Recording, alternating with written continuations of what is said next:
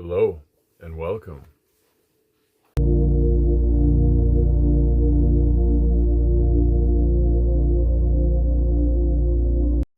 This next excerpt will be on forgiveness. And to emphasize that, I have forgiveness written 3 times. And you can see the first time that I wrote forgiveness, the second time, and the third time, how it became easier and easier and became clearer and clearer each time. And it actually formed its own thing. Like it started as forgiveness that is scrunched and very hasty, turned into an easier forgiveness.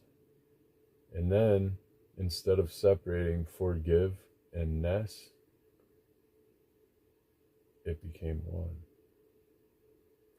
And I hope the same happens when you find your forgiveness, both yourself and others, but first yourself, because recognizing your self-forgiveness will allow you to forgive others. Think of forgiveness as a mental state rather than a single act. It's a state of being. Being in a state of forgiveness is becoming a perpetual motion machine of and for releasing guilt.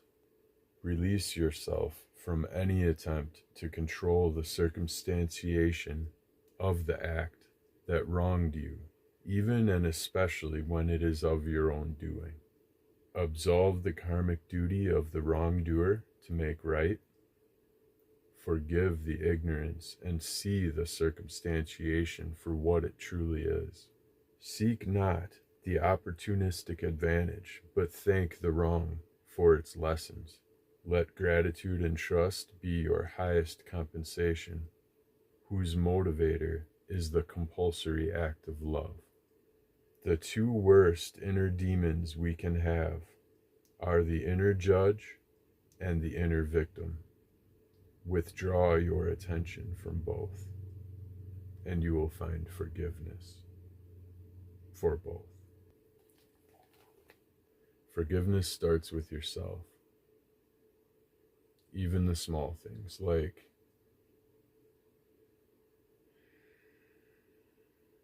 the things that you would criticize yourself for, even those small things, those small criticisms. It's understanding, having compassion for yourself, for the things you might want to change, but haven't yet. When you catch yourself, if you're not compassionate to yourself, you're likely to place judgment on that action or yourself. When you can see compassion for yourself, you're more likely to give that compassion to others and forgive them for the same, call it transgressions, that you see others doing, because you understand the reason behind it. And you realize that it's not personal, that it's a product of an ignorance, or it's a misconception altogether. But either way, having the ability to forgive that in yourself is the only way you'll be able to do that for others. Because if you still hold yourself accountable to the things that you judge based on the programs that you've been shown, if you're still holding yourself accountable for that stuff, you are 100% going to hold the world accountable for that same thing. Because if you don't have compassion for yourself, you won't have compassion for the world. This is why the things that we judge are indicators of our current state within. If you get triggered by something in the world, look within and you'll see a fragment of that within yourself.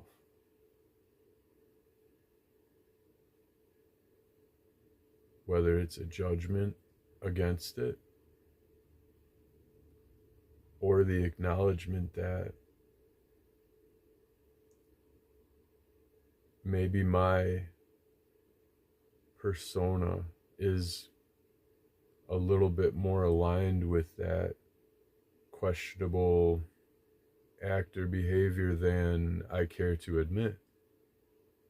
Therefore, why am I pushing it away by hostility and judgment instead of compassion, realizing that within yourself, seeing it in others, and forgiving it?